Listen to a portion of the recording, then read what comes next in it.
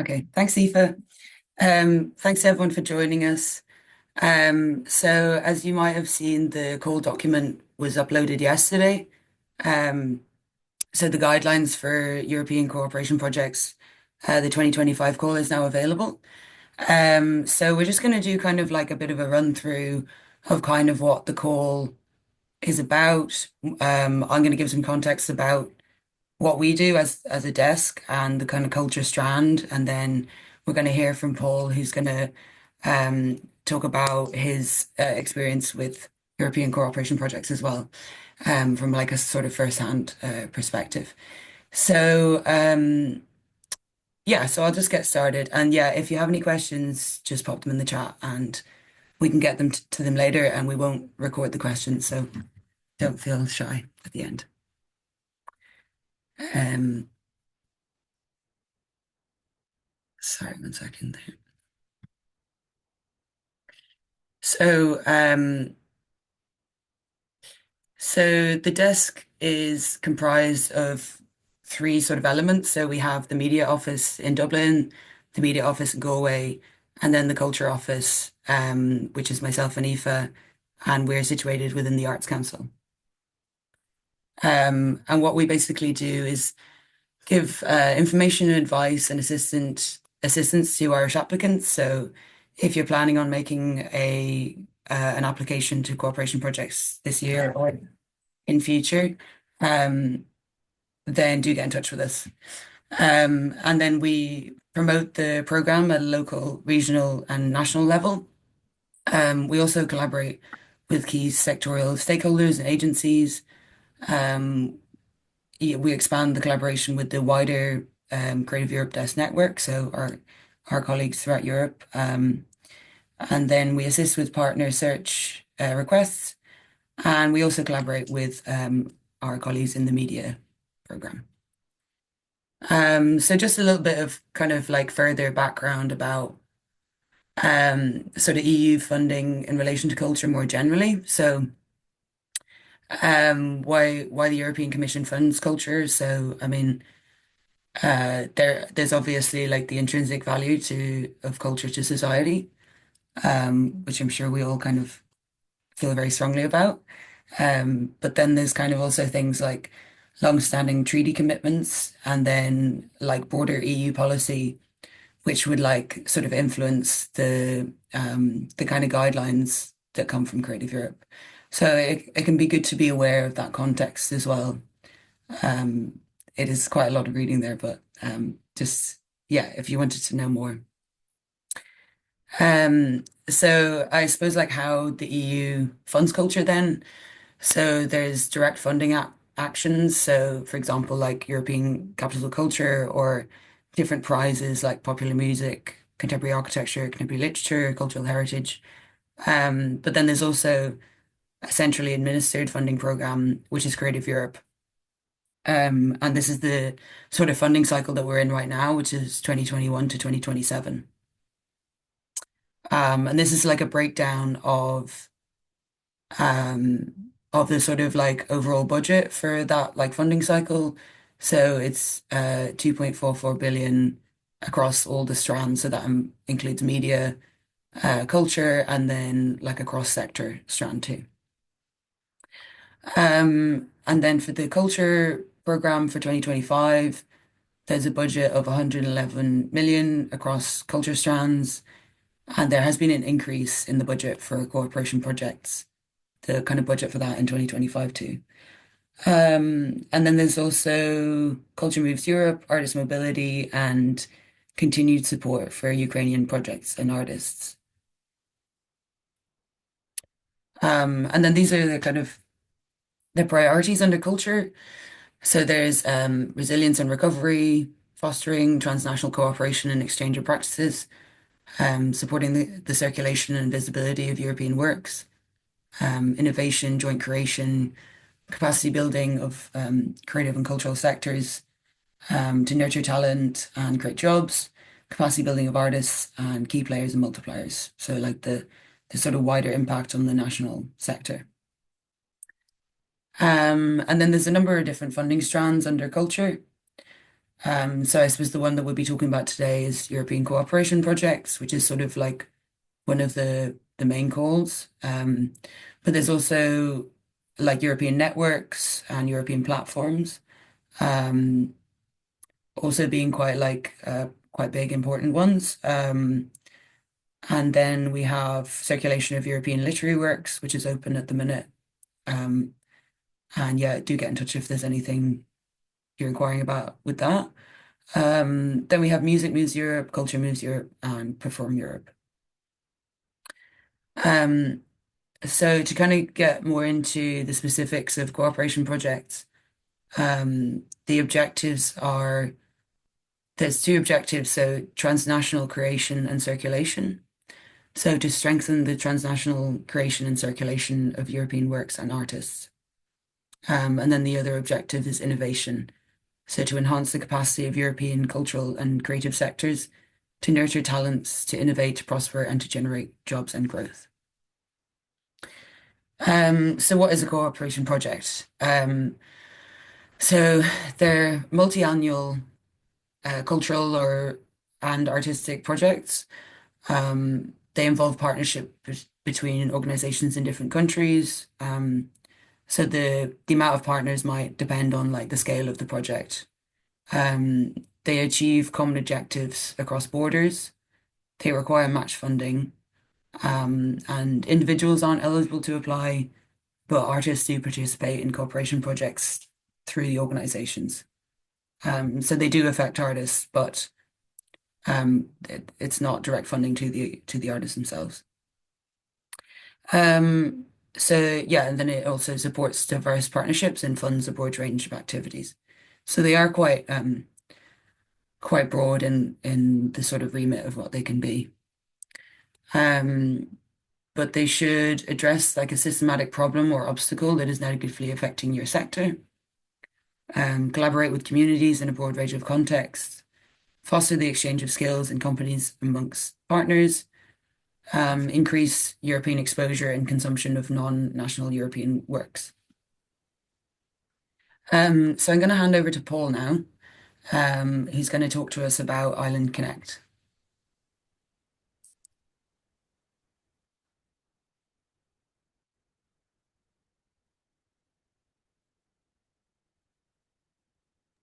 And thanks to Paul for joining us. No worries. Hello, everyone. My name is Paul. I'm the General Manager of the Irish Aerial Creation Centre. We're based down in Limerick on the border with Clare, and our main focus is aerial circus, so silks, trapeze, rope, hoop, that kind of thing. Um, we are strategically funded through the Arts Council, and yeah, we're also supported by Limerick City and County Council. We have a partnership with the Irish World of Academy of Music and Dance through the University of Limerick. Obviously, we're co-funded by the European Union. The Department of Culture has funded us a lot, and we do projects with Creative Ireland. So we've got a mix of things going on, and lots of different projects. So we opened, just to tell you a little bit about us, we opened in 2015 as a very sort of cold, dirty warehouse with not much in it. And over the last number of years, we have done a renovation thanks to the Department of Culture and match funding from Limerick City and County Council. So this project was over 700,000 euros of renovation.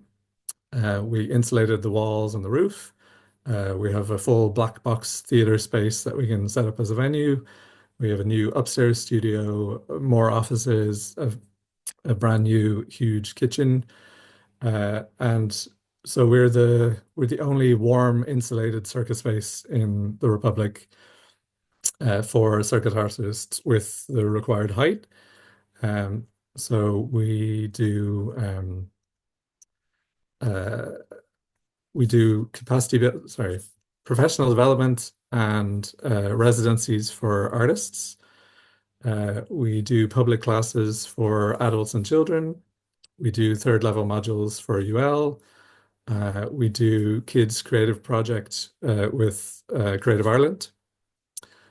So we have all these different strands. We also have schools coming in for PE and all kinds of things. So on to Island Connect. Island Connect started with three partners who were friends, and they met at IETM, which is the networking conference in Europe. And so they'd known each other for years, and they basically wanted to work together. And they said, what do we have in common? And the answer came to islands. So the Danish partner is based in Bornholm, which is a small island off the coast of Sweden. Then Majorca is obviously an island belonging to Spain. And then the lead partner is Croatia, and they have a lot of islands in Croatia. So they started this project without funding, just doing residency exchange between themselves. And then they invited us and they invited another partner, and we applied for Creative Europe funding. So that was a small scale project from 2020 to 2022. And despite COVID, we still managed to pull off an international residency exchange. Um, so we then moved on to the next round of funding. We applied for the medium scale. One partner left and three partners joined. So we're now Berke from Denmark, Domino, the lead partner from Croatia, Sine from Mallorca, IACC, that's us. Then our new partners, Sardinia, Corsica, and Tenerife. So we're now seven partners in the medium scale project. Um, so the actual project itself it's mainly residency exchange between the seven countries. So we have 45 residencies across the 3 years. The idea is that the artists, they have a local residency and an international residency, and then they do these residencies at the same time. So they meet other artists, they network with those artists, they skill share, they spend time with these other artists during their residencies. And there's also three different types of residency, which I'll get to later. And then every residency has a sharing of work. We select some things for final presentations if they've continued and developed the work.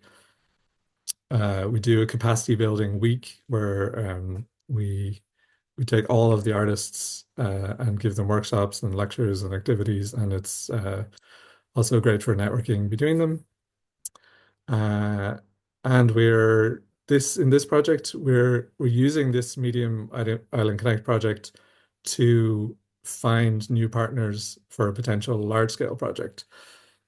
So built into this project is the idea that we approach new partners and ask them to do like a pop-up residency in one of the years of the project. So I'll talk about that later as well. Let's see. So into the nitty-gritty of some of the project. Our priorities were transnational creation and circulation as objective one. And then we had audience and international dimension for the two other priorities. And our cross-cutting priorities were the environment, sustainability, and EDI. Because it's a medium scale, it's 30% co-funding. And we were very lucky to receive co-funding from the Arts Council and also from Limerick City and County Council. And I would say if you're approaching your county council, to definitely have the conversation as soon as possible, even before you start the application, because not every county council has this opportunity, and they usually need a lot of advance warning if they're going to support you. So definitely talk to them early. With the recent changes in Creative Europe projects, there is no huge financial report at the end. I think there is some financial reporting, but not in the same detail that there was. So it's not mandatory to reach all of your co-funding. I think we reached 99%. So as long as all the activities can happen and as long as we make the project happen, That's the important thing. So the needs analysis. This is obviously a much bigger section in the application, but we described it all and then we boiled it down to these three things, which I've tried to summarize a little bit. Um, we're facilitating artistic creation across Europe with a focus on islands. So the idea is that everybody is involved is either from or working on an island. And so our themes, we have themes of, isolation, insularity, islander culture, islander identity, all of these things. And that's, what makes the project unique. Um, and then the second one was about new methodologies of co-creation. So I'll talk about this later. We have a very specific work package about researching and investigating new methodologies, and that was one of our needs. And then the last one is expanding into new areas. There's lots more islands in Europe that we are not partnered with, and yeah, big plans. Um, excuse me. So those needs in your application, uh, you match these needs to your key performance indicators. So um, uh, th- for objective one, we had all of these things, um, residencies, new artworks, presentations, co-creation methodology is one. And then the last one was the capacity building and the new partners and the final production presentations. So these were all, everything in the application is linked and matched to each other, so it all makes sense. Um, these are our work packages. For the small scale project, we had six work packages and they were actually quite similar. And so we've only just added one new work package. And I will go through these in detail, but you can see that each work package has one partner that is assigned to it, and that partner is supposed to have overall lead of that package and make sure that everything is on track. Some of the partners are quite small, and so we haven't given them that sort of responsibility. And some of the larger partners have taken two packages just to spread things out. And you can also see there the split of the budget. It's relatively even. The biggest one is artistic residencies. Um, Okay, so management of the project. This is quite simple. It's partner meetings, it's reaching new partners, expanding the project. Uh, and now that there's less financial reporting, there's more deliverables. So as the project goes, there's continuous reporting, and you have to produce certain documents and things that you propose as you go along. So for this one, the lead partner will do a technical report and a financial report. Um, Number two, this is the big one, artistic residencies. So we create a matrix of who goes where. Between seven partner countries, we're trying to make sure that every year is unique and that artists have the opportunity to go somewhere else. So, for example, this year, Irish artists will go to Corsica. Um, and then there's just an annual report on all these activities. Um, this is the new one, the co-creation residency. So we take one artist from each of the seven partners.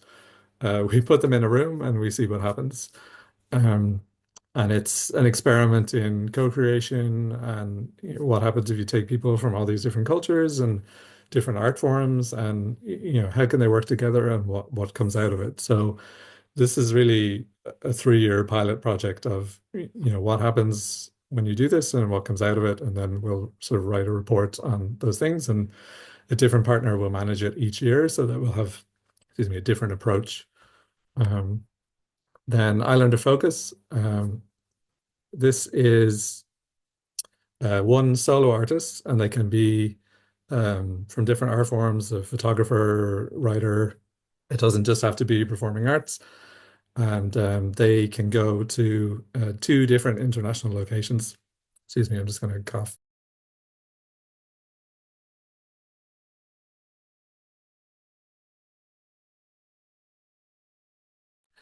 Sorry. So they go to two different international locations, and it's more research focused. So they can be a writer and they can look into that kind of thing. So their presentation at the end could just be a talk instead of a performance. And this is the work package that we've used to reach new partners. So this year we have pop-up partners from Madeira, Finland, Åland Islands. And this is a way each year to kind of reach new partners, work with them a little bit, and see if we want to bring them into the large scale project.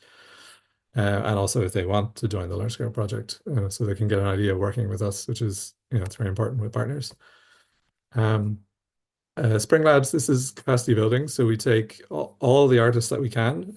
If it's a group of two or three, we take one. So we end up with more than 21 artists each year. They spend a week in one location. This year it's going to be Tenerife. And they have lectures, they have talks, they, network, spend time with each other. They talk about their projects to each other. This activity was in an island called Vis in Croatia in the picture. Uh, they actually built a wall. So it's very varied and it's really just about uh, growing them as artists in various different ways, including like the business side of things. Um, then monitoring and evaluation. This we're quite lucky in that the lead partner is taking care of this. So it's data collection, surveys, field interviews, just gathering as much data, interviewing people, trying to really see the impact of the project so that we can report that impact. Also for the next application, we can demonstrate that impact. So it's quite important to track your project.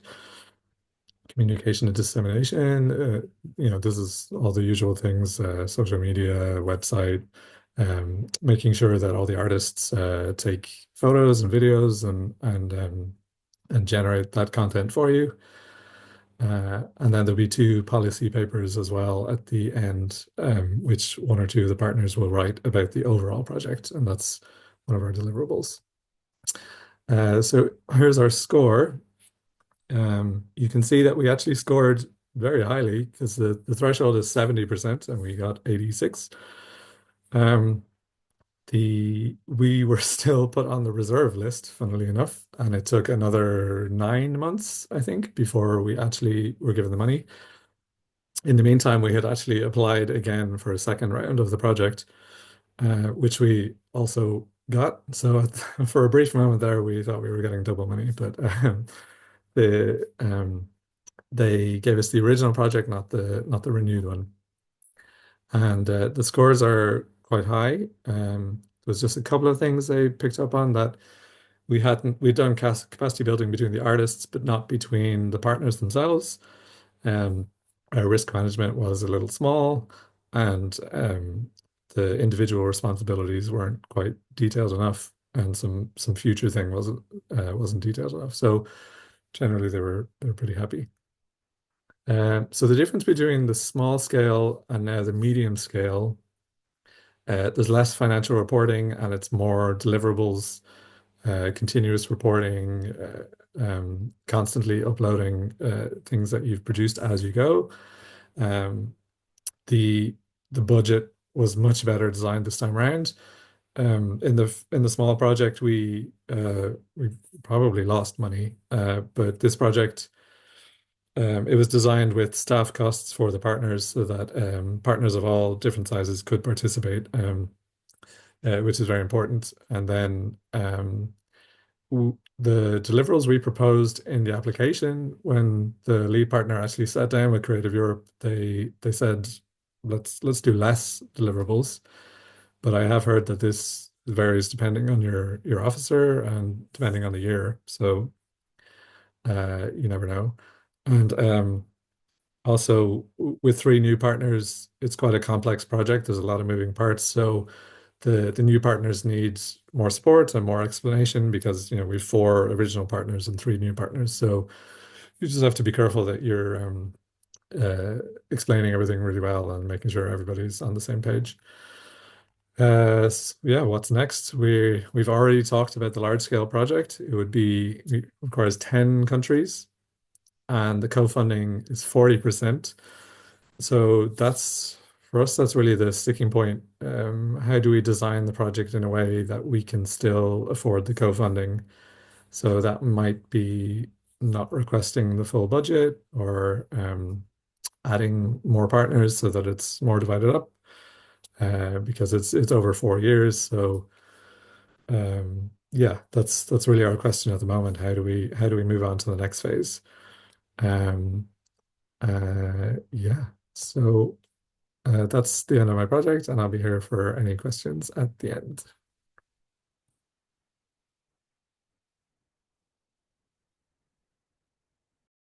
Paul, that's amazing. What a trajectory. And yeah, hopefully you come to some kind of productive conclusion around the co-funding and all of that. There's some questions in there, and I can see that they're definitely pertinent ones, but we'll rock on and then we'll kind of come back to them at the end if that's okay.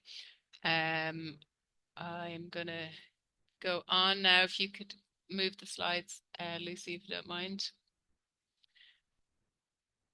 Um, so yeah, so looking at really more in detail what cooperation strands, um, the different sizes, etc. And just to say that for this call, so in the last call in 2024, the agency removed the large scale strand just to give the small and medium more chance. Kind of, it had become very competitive, as Paul said there again, in the medium strand, for instance. It's really the kind of go-to for, especially if an organization has done a small scale, they'll move then up to the medium scale, and so it's become very competitive. So they removed the large scale in 2024 to allow for more funding to be around those two scale, the small and medium. But now we've got back our large scale. So we've got the medium, the small, medium, and large for 2025. So just looking at the breakdown first, the category one, it's 20 million, and that's 35% of the overall budget. The minimum amount of partners is three from three different countries. You're looking at a maximum of €200,000, and 80% of that total budget is co-funded by the European Union. The next is the medium. Again, it's 20 million of the overall budget. The minimum is five partners from five countries. The budget is at €1 million, and then 70% of that total budget is co-funded. Then so leaving 30% for the organizations to co-fund themselves. Category three is a large one with so 17.5 million for the budget, minimum of 10 partners from 10 countries, and the maximum is €2 million, and with 60% of that being paid co-funded by the European Union. So we'll move on. So looking at who can apply, so organizations with a legal entity, and that would be NGOs, cultural institutions, museums, arts and culture organizations, um, local authorities, to add on to that, universities have always been involved in projects as well. So they must be operating in one of the participating program countries, and they must have sufficient financial and operational capacity. So we'll look at those capacities, the financial and operation in a moment. But just looking then on the next slide is the more in-depth kind of eligibility. So as it said, the organizations must be legal entities, and there are various different types of organizations, but being either public or private bodies. They must be established in an eligible country, and they are the Creative Europe participating countries, the member states, and that includes overseas countries and territories, the OCTs. There's also the non-EU countries, so listed EEA countries and countries associated to the Creative Europe programme. And there's a link there to those participating countries, so they are eligible as well to apply. The next slide. Yeah, so the big change this year and this in this call is that, as Paul talked about earlier on, were the cross-cutting priorities. So they have become overarching priorities. So it's simplified in the sense that you don't select these, but these apply to the overall project design and implementation of your project. So you definitely have to consider them all, and they'll be kind of addressed under different headings within the application form. But these are gender equality and social inclusion. We are kind of well aware and well used to addressing kind of more EDI focused questions around the gender equality in your project, and bringing social inclusion, so marginalized groups, and intercultural dialogue is really key across European projects. Sustainability, then looking at how Creative Europe can contribute to the EU greening, the efforts of the European Green Deal. When we come to the end, there is additional resources that are actually linked within the call document as well, looking at the greening of the European Union, and kind of lists and resources around how to assess your project, and how sustainable it is. The digital transition is really around how content is produced and disseminated, and making this increasingly digital within your project. This is looking at how the creative and culture sectors can increase their competitiveness across all the markets. It's also looking at AI and the opportunities of AI within creative and culture sectors. So how does your project potentially kind of interact with AI or work with AI, but also kind of looking at those threats around copyright with AI as well. So these are things for you as an applicant to read up on. As I said, there's additional resources, so they're linked at the end of this PowerPoint as well. So really just looking into those areas of digital and AI. The international relations has always been an element because these projects are transnational cooperation projects. From the beginning, they are cooperation and interaction between countries across borders. So that is something that you're building into your project design. But also key to this call is this ongoing support to Ukrainian and culture and creative sectors, and really where possible, applications or applicants are encouraged to involve Ukrainian artists, Ukrainian organizations, and specifically the cooperation projects and circulation of literary calls in this round are kind of ring fenced or encouraged for projects to involve Ukrainian artists. And the next. So again, just to reiterate that those overarching priorities, you do need to address them all within your project. It's not about selecting a focus, which it was previously. So you'll see when you come now, obviously you're going to be reading through the call document, but when you come to then the application process, how those are broken down into questions within the application form. So work packages, Paul very nicely laid out how their project was defined under different work packages. Work packages are really key to everybody's kind of organization of your project, and the best way of kind of grouping everything is underneath defined work packages. Some of them are mandatory, and then as Paul had, there were additional ones depending on what type of activities you want to involve in your project. So eligible costs and activities are grouped together under defined work packages, and this allows for a greater emphasis on defined deliverables, outcomes, and results. So really being able to track what your activity is, and then the defined deliverables and outcomes attached to that.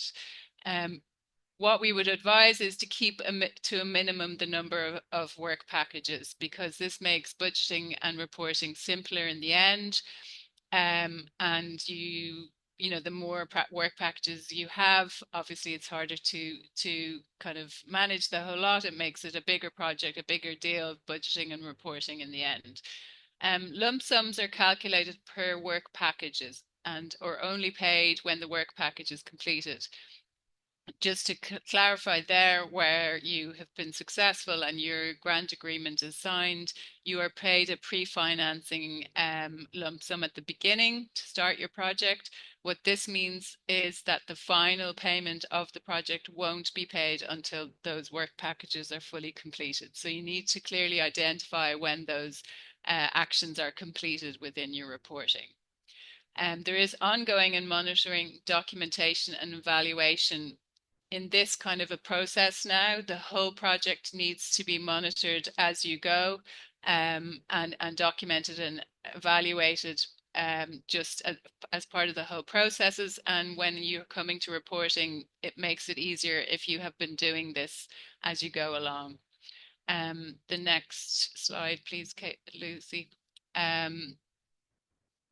So as I said, define your work packages, group your activities and costs around this from the beginning. So this is really helpful because when you come to the application form, this is exactly what you'll be asked to kind of input. And these are the work packages. So the first three are mandatory. They're the management, administration, and coordination of the whole project.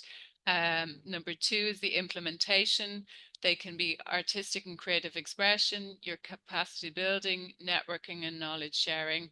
And you can have more areas of implementation or different headings there. Your third one is communication and dissemination. So again, that's another mandatory work package. And as you could have seen from Paul's presentation, those work packages were clearly aligned to an organization who is going to manage that particular work package. So this is how you start designing your project from the beginning. So you're defining it and kind of dividing the work out. So let's look at the eligible activities. So this is kind of key to knowing what each work package, what activity could be in each one. So management, administration, and coordination. So the activities in this work package could be planning and preparation, meetings, evaluation, quality control, coordination activities, preparation of reports. And the deliverables, as Paul mentioned as well, the deliverables attached to this work package will be agenda or minutes of meetings, evaluation or quality control reports, a conception planning report. So they're the type of documents you'll be uploading as a deliverable. And the next one, thanks, Lucy. Communication and dissemination. So the activities in this work package, we're looking at promotional events, communication dissemination campaigns, production of communication and dissemination material. And the deliverables in this, we're looking at kind of proof of website, of newsletters, of your plan, your strategy, publications, gadgets, branding. Like it's a kind of an ongoing list there, but they're all proof of those communication and dissemination deliverables. And the next one is, so artistic activities. The activities under this work package could be rehearsals, preparation and artistic coordination of co-productions, co-creations, concerts, literary translations, circulation of works and or repertoires, digitization of cultural heritage material, all of the above. And the deliverables for those, the proof of those activities could be a schedule of the planning of rehearsals, of your prototypes produced, your original creative works, and they could be a theatre piece, songs, artworks, concerts, a publication around your exhibition or digital material. And the next slide. Capacity building. So in this work package, activities could be artistic residencies. We saw Paul having his cross-border island capacity building residencies. So mentoring programs or training courses, master classes. And your deliverables, the proof of these activities could be the schedule of the mentoring program, the evaluation of the training course, your attendant lists or travel documents, for instance. And the next slide. So knowledge, networking and knowledge sharing as another example of a work package. So activities here could be conferences, workshops, symposia, seminars, and your deliverables. The proof of these could be your program agenda of conference, your attendance to the list of workshops, your analysis of surveys, study papers, policy papers. So they're all the kind of deliverables you could use as proof. So looking more at your eligible costs from a budgeting point of view. So there are different areas of costs, and they start with your direct staff costs. So across the consortium, each organization will have direct staff costs that will be eligible. There'll be subcontracting costs that are eligible, and really they're looking at for organizations, subcontracting could be areas or activities such as designing a publication, and that could be a cost you will ascribe to that activity, but it should really be an activity that you can't undertake yourselves as an organization. So it's really looking for external experts to provide this service to you. So you, in a way, these really need to be able to be kind of tracked as a subcontracting cost, in the sense that you're not going to be subcontracting every single kind of activity out of the budget. Purchase costs. So under the purchase costs, we can look at travel, accommodation, and subsistence, potentially around residencies, around other kind of travel activities. We're looking at equipment. So the buying of equipment is an eligible cost. It is obviously within reason within the budget, and also you need to review the depreciation sheet that's provided within the call document to see how that works around budgeting. Other goods, works and services, including artist fees or production costs. So they're kind of purchase costs as well within the budget. Financial support to third parties.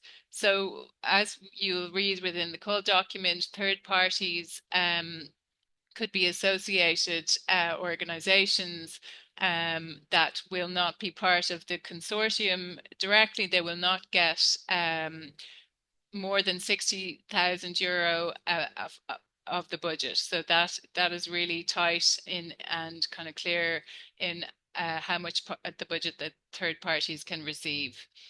7% of the overall budget can go to indirect costs, and they're looking at rental costs or costs that are not directly related to the implementation of the project, but that is capped at 7%. And the next slide, thanks. So the overall assessment, as Paul was alluding to earlier, he scored their application scored 83, and then it also went into the reserves, which is it is not unusual at the moment. It is so competitive that the cap or the threshold is at 70 out of 100, but we're seeing that applications being on a reserve or being funded are going from 85 to 90, 92. So really the projects do have to be at an excellent level to achieve or to be successful. So yeah, the cross relevance across all of those areas, relevance, quality of content and activities, project management, dissemination, all of these areas are as important as the next. I mean, the weighting is obvious the way it's weighted there, but still you need to be achieving excellent. I mean, this is what has been said to us again in Brussels is that's how you kind of keep your your marking or your scoring across excellent on every single area. The evaluation committee within the agency will be assessing alongside a panel of independent external advisors. So that's how the assessment process takes place. And the next slide, thanks. So looking at financial capacity, I mentioned it earlier on. The capacity, but what happens is if your project is successful, you are requested to upload documents into the participant register. And this is during the grant preparation. So those documents could be your profit and loss account, balance sheet, business plan, your auditor's report on your approved audit from an external auditor. And these are how the capacity is kind of evaluated on those basis of those documents. They're based on neutral financial indicators, but other aspects such as your dependency on European funding and revenue in previous years will be taken into consideration. The other side of how you are kind of suitable for the project is your capacity to deliver the project. So that's taken into consideration as well. Across the consortium, each organization is kind of, is looked into deeply in the sense that can they deliver what they're aligned to do in terms of the work packages they'll have to deliver. Do they have enough staff? Do they have enough capability and back record in this area of work? So this is how your whole project is kind of seen fit for the funding in general. So looking at Creative Europe from an Irish perspective, we have had we're coming towards the end of the second program as the Creative Europe program with media and culture brought together into the Creative Europe program. So this is 2021 to 2027. And over the whole two programs, at this point, 97 Irish organizations have been successfully funded with projects under the Creative Europe program. And obviously, Lucy was talking about the direct kind of impact on key multipliers and players in this in these projects, and that's to audiences and artists and other organizations nationally. And that is going with the direct grant aid to Ireland of over 11 million euros. And this year, our results so far, we have 11 successful partners, 2 coordinators of cooperation projects. That is 1.05 million euro with a success rate of 16.7% across the cooperation project. So that's great. We'll have more proper results that we'll be able to announce in the coming months. Our success rate has gone down a little bit, but this isn't unusual across Europe because, as we were saying, the strands are so competitive now. Yeah, we won't say any more, but anyway, it's good. We just need more funding basically to allow for more projects because it got a huge amount of demand and there are such amazing, great projects being delivered from Ireland. So anyway, we're going forward and we're very encouraging of all of you who are potentially going to apply for this call. Yeah, so the next steps, what we would say really is considering first and foremost the capacity of your organization. Do you have the people, the staff, really to deliver on a European project and be a partner, be really invested in the whole process from the beginning. As Paul mentioned, it is starting with your partnerships and building on that, which kind of is all enveloping. So really you have to think about your capacity at the moment. And does your work align with the Creative Europe priorities? We would kind of not encourage you to be jumping off into a whole new area of work. just to align with Creative Europe priorities, because obviously that is not the work you're kind of delivering on right now, and capacity will be impacted in that way. So we would also say to start, as Paul said as well, get in touch with your national partners, your universities, local authorities around funding, and peer organizations around partnerships and collaborating together. So your project idea is the first thing, and you develop from there. The work packages should follow from that idea. And then if you don't have partners in line already, we are here to assist you. So do get in touch with us, and we can kind of broker a potential partnership with you with our network in Europe. The next page, I think, is around the timeline. Yeah, so the timeline, as Lucy said, the call for cooperation projects is open now. There's the link to the call document and the manual, the online manual. If you go to our website, Leona's done a great story with all of the information, or a news piece with all of the information there. Just the links as well directly to the funding and tenders portal, etc. So the deadline is in the 13th of May 2025. Evaluation of all applicants will be by the end of August, with the results in October 2025, and then hopefully the gap agreement will be January 2026. So that's the timeline you're looking at for this call. And the next, yeah, so can't really reiterate what we are doing today is presenting an overview of the call itself and with the most updated information.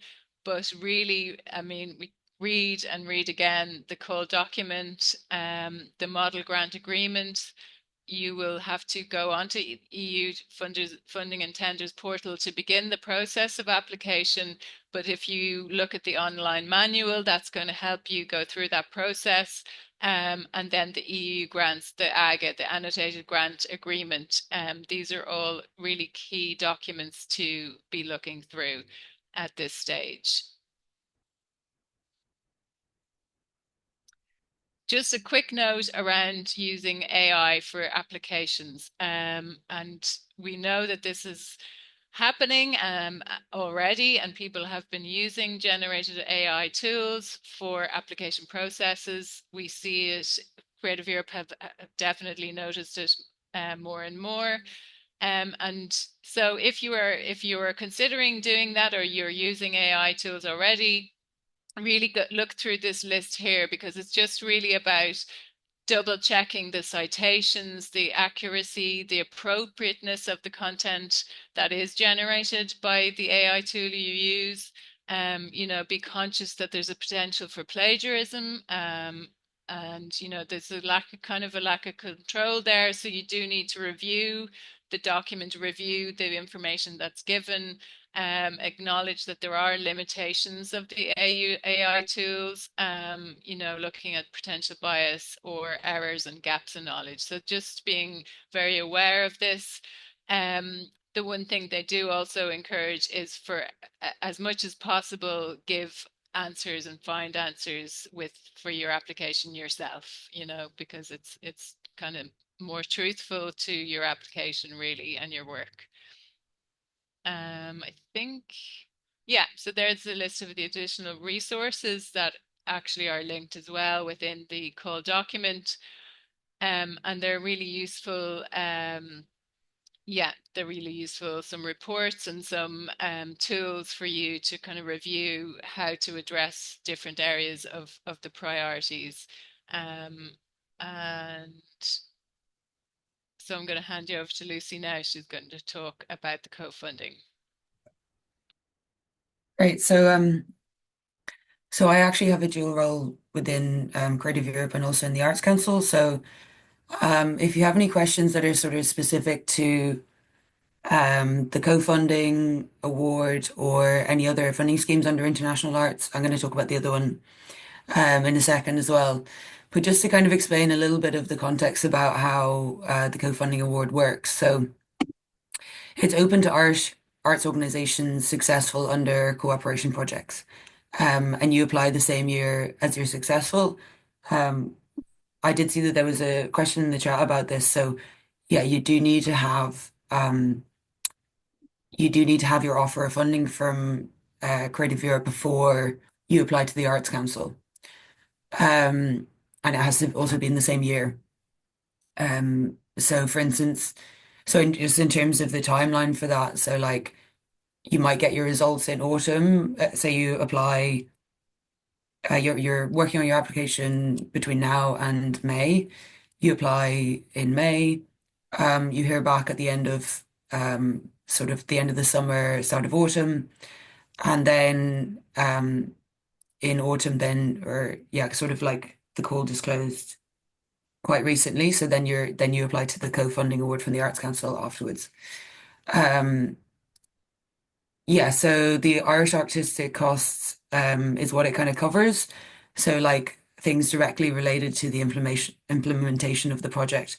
So the funding from the Arts Council, the co-funding is very much kind of based around like expanding the like Irish activities. So it wouldn't be like totally the activities wouldn't be completely separate. It would be kind of just like trying to build on what have already sort of like decided to do. So yeah, the deadline would be in autumn 2025. And yeah, this relates to the 2025 calls. And so to date, we've funded 36 projects through the co-funding award. With it, like that's the funding total there as well. And if you want to look at more of like the amounts per project, I'd recommend going to the Arts Council website. And if you look at who we funded, there'll be a kind of like a little overview of each project and the amounts as well. Um, and also, I guess just to note that like last year, the overall budget for Creative Europe co-funding from the Arts Council was 190,000. So that I would just bear that in mind in terms of how much you might think that you're planning on applying to the Arts Council for, because that budget is for everyone applying within that year. So just in terms of managing expectations, when you're making before you make your application. Um, Sorry, it's just acting up a little bit this. Great. Um, so there's just in terms of other supports offered by the Arts Council under the international team. So there's IRIS, which is um, International Residencies Initiative Scheme. So that's an Arts Council award to support arts organizations in the delivery of artist residency programs and to enhance opportunities for transnational exchange and cooperation across all art forms. That opens in February. So if that's something that you're interested in, do get in touch with me and I can send you a copy of like the previous year's guidelines, or we can organize a call about it as well if you're interested. And then I suppose as well, just in terms of the international team, international activities are also supported through other like elements of the Arts Council. So it's a policy across different like funding schemes. For example, the Agility Award, Project Award, Arts Grant funding or strategic funding as well. Um, so yeah, I suppose we're kind of nearing the end of things now.